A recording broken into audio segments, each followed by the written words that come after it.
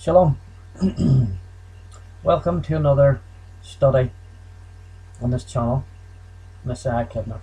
Today we're going to look at a lot of things that's been spoken. Well, one thing in particular today that's been spoken about Yeshua, Jesus the Christ, that he broke the law, and there's many references in the New Testament to that fact. So we're gonna look at that. What I want you to bear in mind, and we've all been taught these things when we were in the church, that Jesus broke the law. I have to reassure you that if Yeshua, broke the law, that would make him a false prophet. It would not make him the Messiah. The Messiah could not break the law, for he was the lawgiver. Anybody deemed to break the law, the Torah, the first 5 books, would have been classed as a false prophet. Those people who were teaching. So we have to realize that when we're reading the New Testament. And if there's things in there that seem that Yeshua is saying things, and if we apply our mind to that, then we're going to believe that. But if we don't go and read the Torah, we're not going to understand the Messiah. And if this is the first time that you're watching one of these videos, then welcome. And I hope that and pray that you are blessed with this short study, and it'll begin a process of you beginning to question things and to start to study the Bible for yourself, and to get into the Torah, get into the prophets. You'll understand the Messiah so much more. So with that in mind, if you take out your Bibles, okay, we're going to go to Mark chapter 2, verses 23 to 28. And that is Mark chapter 2, verse 23 to 28.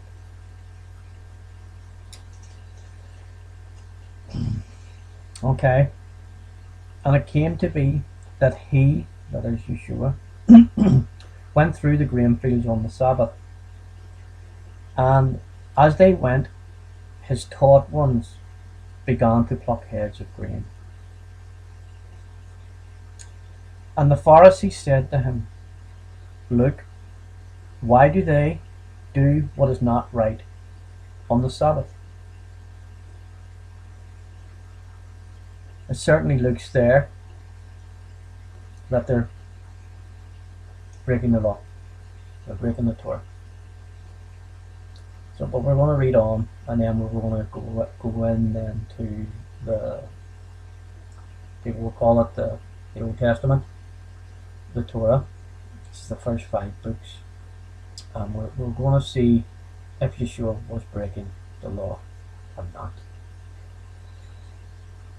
So, if we read on from verse 25. And he said to them, "Have you never read what David did when he had need and was hungry, he and those with him?" There's a clue there. Yeshua says, have you never read that when King David, and the people with him, when they were in need, they were hungry? You see, disciples, obviously a little bit hungry, and they plucked the heads of grain. You're probably thinking that there's a couple of laws being broken there, because they're taking someone else's property as well. So to say we're gonna look at that anyway. Okay, so Say, bear that in mind, okay, when he had need and was hungry. Verse 26. He went in to the house of Elohim while Abiathar was high priest, and ate the showbread, which is not right to eat except for the priests, and he gave it also to those who were with him. Now, David was also king and also priest as well. That's one thing you gotta bear in mind. David was king and priest. And he said to them, the Sabbath was made for man, not man for the Sabbath. So the son of Adam is also master of the Sabbath. The Sabbath was created for us, not the other way around. It's for us to rest. That's what it was for. But when you study the Torah, you will see that there was so much mercy given by the Almighty through the Torah. So now bear that in mind what we just read in the New Testament. We're going to go to the book of Deuteronomy, and it's 23 verse 24 and 25.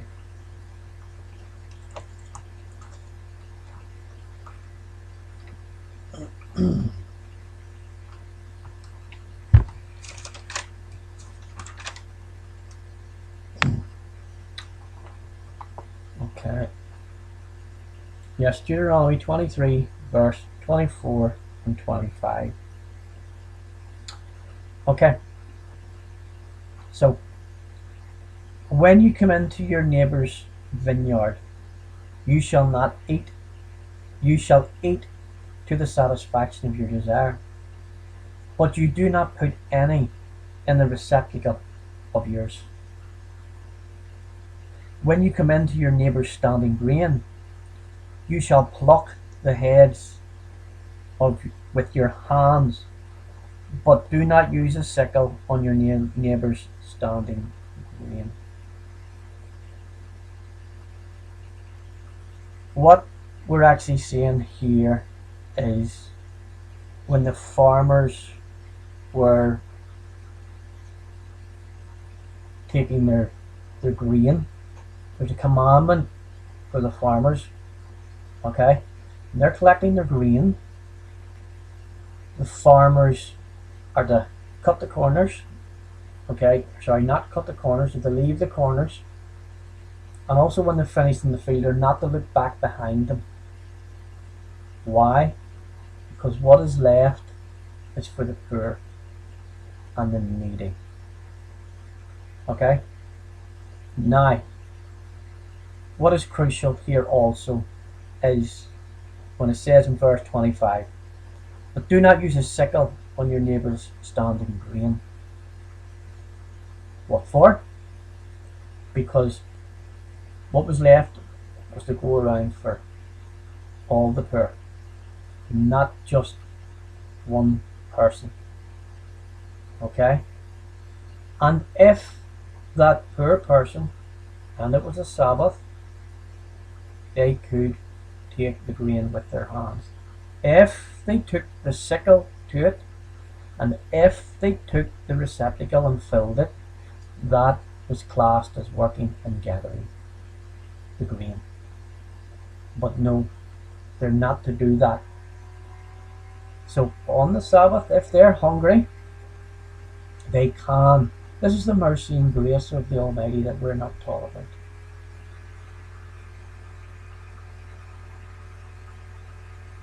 We're taught the commands are bondage. The commands were never bondage. The Almighty told us that He took Israel out of bondage. That's what the Almighty told us. Why would He take them out of bondage? Only to put them back into bondage with laws and commands. It was the religious leaders that put the people in bondage with their doctrines and with all the religious books. The books that one book interpreted the Torah, and the other book interpreted that book, which interpreted the Torah, and so on. 5 books or so. These laws and commands that put burdens on the shoulders of the people, not God's word. Now, we want to go to Leviticus chapter 19. Oh, just one other thing. We're bearing in mind there Deuteronomy as well as these are the commands when the children of Israel to go into the land of Israel. That's what Moses was given them to prepare to go into the land. So we go on into Leviticus chapter 19, and it's verse 9 and 10.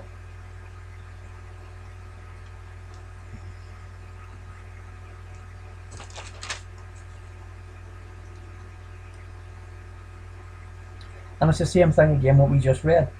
And when you reap the harvest of your land, do not completely reap the corners. Similar. Okay, this is the farmers. This is the law for the farmers. When you reap the harvest of your land, do not completely reap the corners of your field, or gather the gleanings of your harvest. And do not glean your vineyard, or gather every grape of your vineyard. Leave them for the poor and the stranger. I am Yahweh. So we're seeing the two sides there. We're seeing the commandment for the farmers, and then we're seeing the commandment for the poor. Not all the laws are for everybody. There are laws for men, laws for women, laws for the poor, laws for the priests. They're not all to be kept. Now, finally, we're going to look at chapter 20, Leviticus chapter 23, verse 22.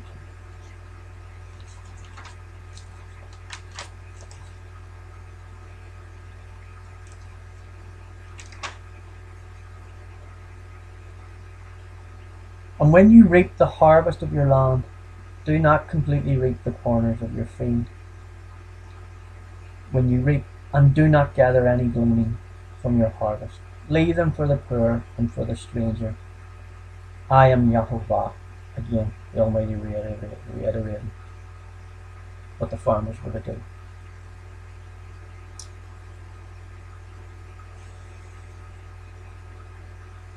The Word of God is for us. It's for to help us grow. It is. And the more we read the Torah and the prophets,